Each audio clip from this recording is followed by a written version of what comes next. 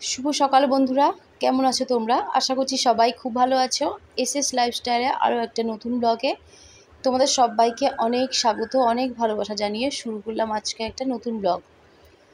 আর গোপুসোনাকে দেখো তুলে দিয়েছি। সকালবেলা যাবতীয় যা কাজকর্ম মোটামুটি হয়ে গেছে, হয়ে স্নান টান করে এসেছি।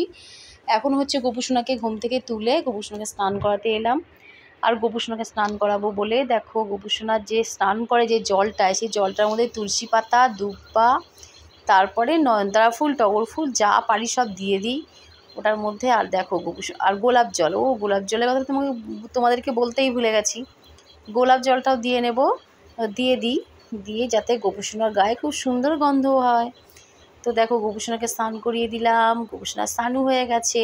আর এখন এত গরম পড়েছে যে গোপুসোনাকে মানে অল্প একটু জলে স্নান করালে গোপুসোনা পোষায় না, গোপুসোনাকে আবার একটু বেশি জলে স্নান করাতে হয়।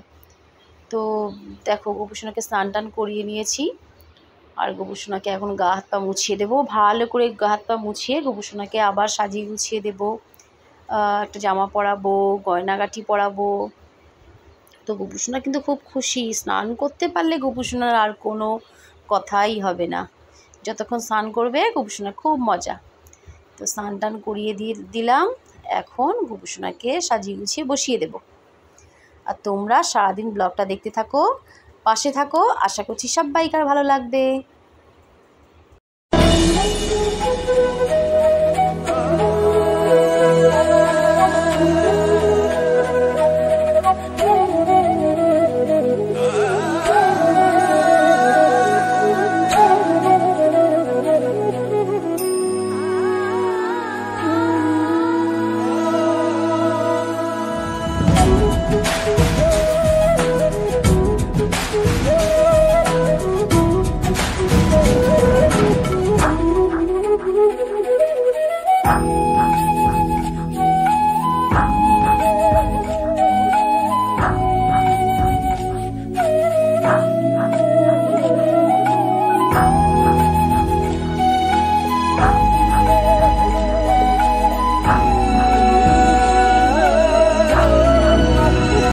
দেখো সারাদিন কি শুধু গোপুসোনার সেবা করলে হবে? আমাকে তো এদের জন্যও রান্নাবান্না করতে হবে, কাজকর্ম করতে হবে। তো রান্নাঘরে দেখতে পেলে সোয়াবিনের তরকারি করছি।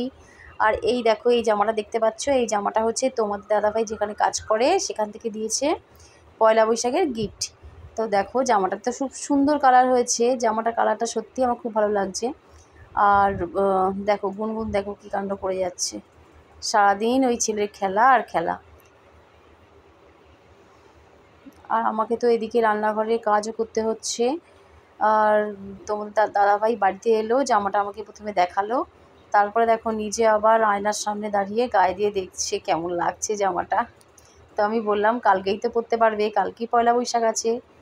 তো চলো জামাটা খুব ভালো হয়েছে, এখন রেখে দাও, রেখে খাওয়া দাওয়া করে নাও। কারণ তোমাদের দাদাভাই সকালবেলা যখন বেরিয়েছিল তখন খেয়ে যায়নি, তখন আসলে অত সকালে গেছে স্কুলের ডিউটি, ওর জন্য আর খেয়ে যায়নি, শুধু চা আর বিস্কুট খেয়েই চলে গেছে।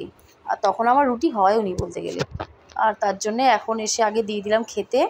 আর হচ্ছে আমি আরেকবার চা করে নিলাম। চা তো আমাদের বাড়িতে প্রায় মানে কতবার হয় সে মানে অগুন্তি যাকে বলে। তো দেখো চাটা করে দিলাম, একটু রুটি খাওয়া হয়ে গেছে তোমাদের দাদা ভাইয়ের। তো চাটা করে আমিও একটু খেয়ে নিলাম।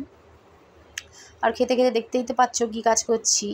এই চাঁদমালা আমি যখনই সময় পাই একটু চাঁদমালা করতে শুরু করি। আর কি বলবো, এখন আর চাঁদমালা করতে একদম সময় হয় না।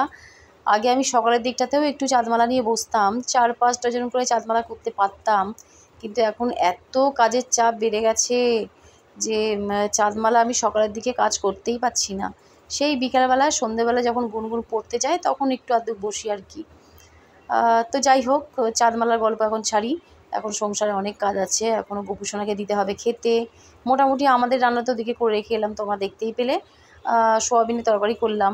আর বেশি কিছু রান্নার চাপ নিই না, তার কারণ হচ্ছে মা তো তরকারি করেই, 2-3 রকমের তরকারি মা ওখান থেকে পাঠিয়ে দেয়। ওর জন্য আর কি ওই একটা তরকারি বা কোনো একটা ভাজাভুজি এরকম করে ছেড়ে দিই। আর যেদিনকে মাছ টাছ থাকে তো মাছ রান্না করতে হয়, মাছ ফ্রিজে আছে। মাছটা আজকে করলাম না, তার কারণ হচ্ছে সব দিনে তো আর মাছ রান্না করা যায় না, না নিরামিষও মাঝে মাঝে খেতে হয়। তো তার জন্যেই মাছটা ভাবলাম যে কালকে রান্না করে দেব। আর হচ্ছে দেখো গোপুসোনাকে এখন দিয়ে দেবো খেতে। আর মা হচ্ছে গোপুসোনার জন্য মালা কিনে আনলে অনেক তুলসী পাতাও ওখান থেকে নিয়ে আসে।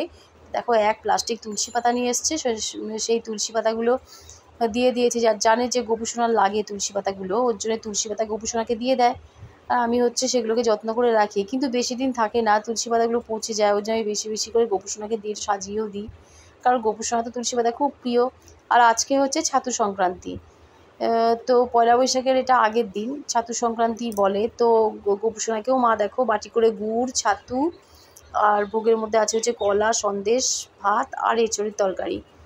এঁচোড়ের তরকারিও মা দেখছি খুবই ঘন ঘন রান্না করছে, এখন গোপুসোনাকে দিচ্ছে। ও আর আছে বেগুন ভাজা। তো চলো গোপুসোনাকে ভোগ দিয়ে দিলাম, গোপুসোনা খেয়ে নিল।